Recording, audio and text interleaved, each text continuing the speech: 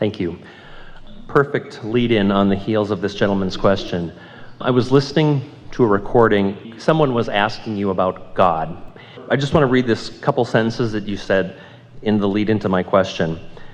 So you said, God is the culmination of all the wonderful expansion that has been amassed from the experiencing the contrast of life, and stands as the standard of all that you are, reflecting it back to you with such clarity, consistency, love, precision, that any time you are ready, you can feel it. It is the ultimate vibration to which you seek alignment. So what I distilled from that, and I'd like you to talk more about that, is that God is now. God is here, and that if we begin to look anywhere outside of here and now, we end up being like the fish that is swimming around asking where the water is. Anything other than understanding that it is right here and now, flowing with you, is a distortion of what it is. Putting it outside of you is a distortion. Seeing it separate from you is a distortion. Seeing God as not loving you is a distortion. Seeing God as judging you is a distortion. But you can separate yourself from that, can't you? Yep. You can look at any situation through eyes, through a vibration that is different from that which source is, and you can separate yourself from that which source is, and then feel the absence of it, and then you begin describing what the absence of God feels like.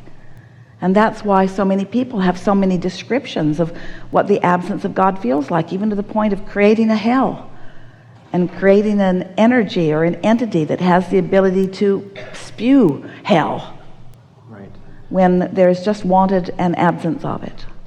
So because we're kind of in the midst of everything that's going on right now in this country at least, it's come to my understanding when people are looking for the next leader, the next political leader, the next leader of something, they're looking outside of themselves, and they will never find anything that will not disappoint them, ever. Right. So it's that looking for love in all the wrong places, looking for leadership in all the wrong places, looking for remedies in all the wrong places. That someone needs to save me, and I like what they say so much it'll be him or it'll be her. Well, let us just put it to you this way. Whenever you are looking to another person for the remedies or answers that you seek, you are already in some stage of separation.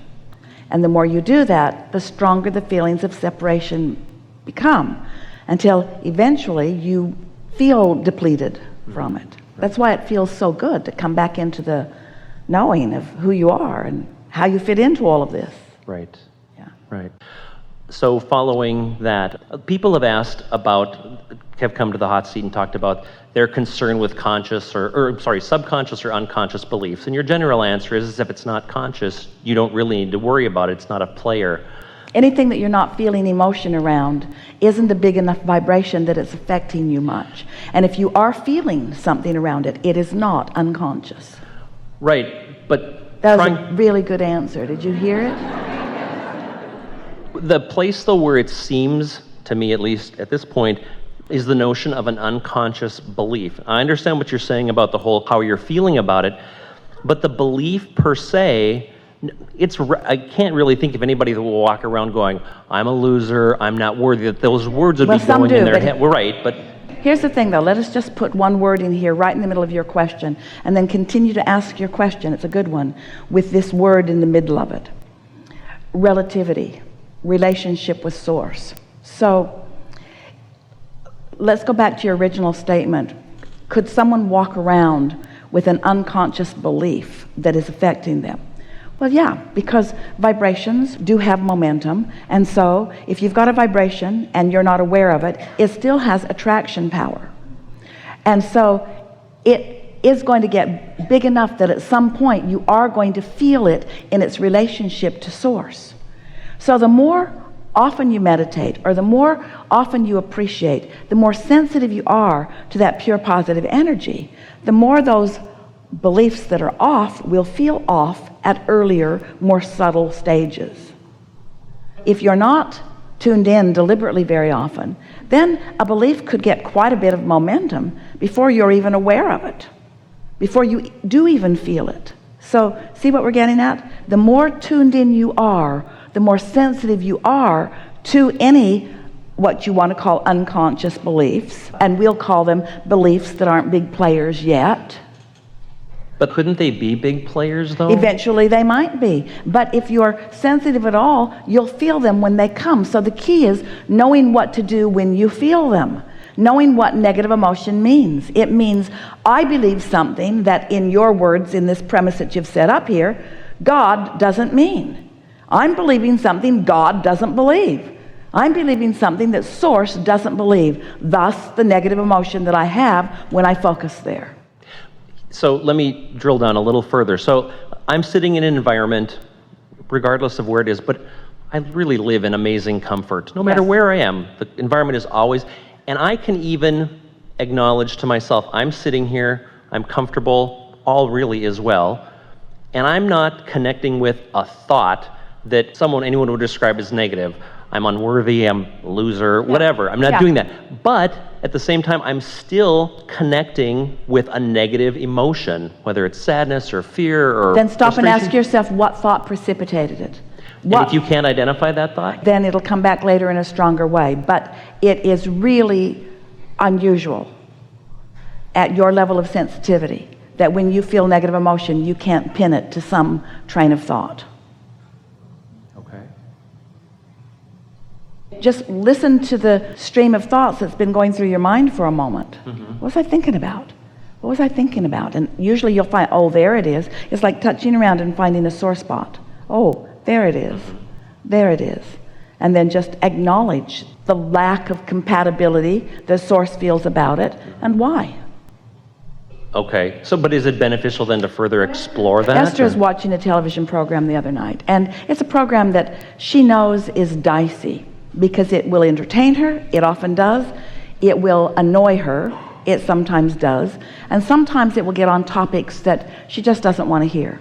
So she turns it on, and she listens, and she laughs, and she listens, and she laughs. And then he says, my next guest is, and she went, click.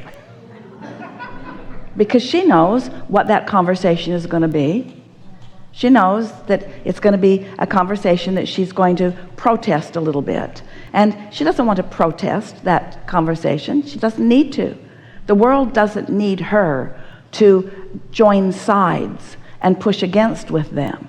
She knows that if it doesn't feel good to her, it can't be of any value to anyone else. So it's sort of like that, only catching it at even more early stages. When a thought starts coming into your mind, well, is this a beneficial thought? How does this thought serve me? Recently, we used these words, and Esther and others have been playing with them ever since, because it just wakes you up to the power of this moment. So something occurs in your experience. Maybe it's an emotion, maybe it's an experience with someone else, maybe it's a message through your email or on your phone. Something has come into your experience. So your statement to yourself is, why this now? Why this now? Well, the first answer is obvious. Law of attraction brought it to you. But why did law of attraction bring this to me? Have I been seeking clarity about this? Is this something I've been wondering about? Is this something that I've been worried about? Is this something that I like? Is this something that I've been reveling in? In other words, asking the question, why this now, will help those situations become more obvious to you, clear to you. Without the risk of kind of dragging you down, sort of like asking, why me? Why this now? Why is law of attraction presenting this to me now? Which is the same as saying, what's active in my vibration that makes this logical now? And is it something that's serving me? Because something that you don't want will present itself to you right now. It's like thinking that you have forgotten something. So you go back into the house and you hadn't forgotten it at all, but you'd left the water running and didn't realize it. Why this now? So you received an impulse that got you back into the house because you didn't want to leave the water running. That's just an example, because the universe is always looking out for you. This is the premise that we want you to begin with. It's all for you. It's all for you, and it's all good for you. And the more you say, why this now, why this now, why this now, why this now, the more you will begin to recognize that's why. That's why. Because this helped me to do this, and this helped me to do this, and this got me clear about this, and this helped me with that, and this helped me with that. Why this now? And pretty soon the answer is going to be because I'm worthy, and because I'm good, and because I like good things, and because I'm powerful, and because I'm important, and because Source loves me, and because good things come to me, and because things are always working out for me. That's why this now. No matter what the this is, why this now? It's always for your advantage. Always for your advantage. Never because you are a negative creator doing dastardly deeds to yourself. It's never about that. Why this now? It's for clarification. It's for rejuvenation. It's for resourcing yourself. It's for, in some cases, for your validation. It's for your recognition of the good that is coming to you. So in the midst of this conversation, I've noticed water dripping from the ceiling, one of which hit my leg. Why this now? Well, it's been dripping all morning.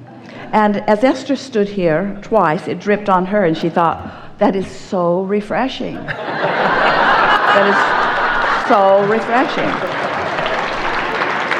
Okay, I'll take that. One thing I'd like to ask is about the notion of what you talk and have talked about already. You see, today. if you weren't comfortable with your feet flowing out like that, you wouldn't have felt it. Others have sat there with their feet up under them, but you're all relaxed. This is where you're comfortable being, and so why this now? Are you asking me that, or No, just rhetorical? no, we're just explaining. Oh, okay. Okay.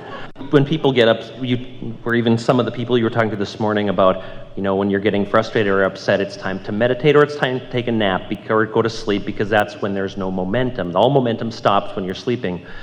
But I've noticed if I'm in the midst of an intense dream, that really feels like momentum. So is it accurate to say that momentum always stops when you're sleeping? It is accurate to say that momentum subsides while you're sleeping. It's also accurate to say that what feels like a dream that's happening all night long is being downloaded to you and translated by you in the seconds as you are coming back into consciousness. It's not like you think it is. And so it's coming in response to the substance, to the patterns, to the averages, to the habits of vibrations that you've got going on. So you would take the idea of the momentum of dreams the same way as you would take the notion of the feelings of a dream? What does it feel like? That's an indicator of your momentum, basically, when you're awake? When you awaken from a dream and you're aware of how it felt, that's the most important information, because what you think and how you feel in your wake state is your point of attraction. The same is true in your dream state. So what's tripping you up, or the way you're wanting to trip us up a little bit, is when we say that the momentum subsides. What we're saying is you have the best opportunity of setting the momentum in the direction that you want to set it first thing in the morning, because your momentum has slowed, it has subsided. In other words, when your mind is not active. But how unconscious are you? How asleep are you? How many times in the night do you get up and go to the bathroom? How many times do you toss and turn? In other words, there are a lot of factors that are affecting what your vibration is while you are in bed. While you are really sleeping, when you are utterly unconscious from this time-space reality, there is no attraction power whatsoever happening. There is no attraction power while you are asleep, because your consciousness has left your body just like it does when you reemerge into non-physical. And when you reemerge into non-physical, there is no resistant vibration. There is no negative vibration whatsoever. So are you asking, can there be positive momentum while you are sleeping? Could I reemerge into non-physical while I'm sleeping? Could I practice the vibration of well-being while I'm sleeping? The answers to all of those questions, yes, yes, yes, yes, yes. Okay, now I'm confused, because if there isn't any, how can you practice it? How do you practice positive momentum or the feeling of reemergence if there's no momentum? All right, so let's talk about the receptive mode.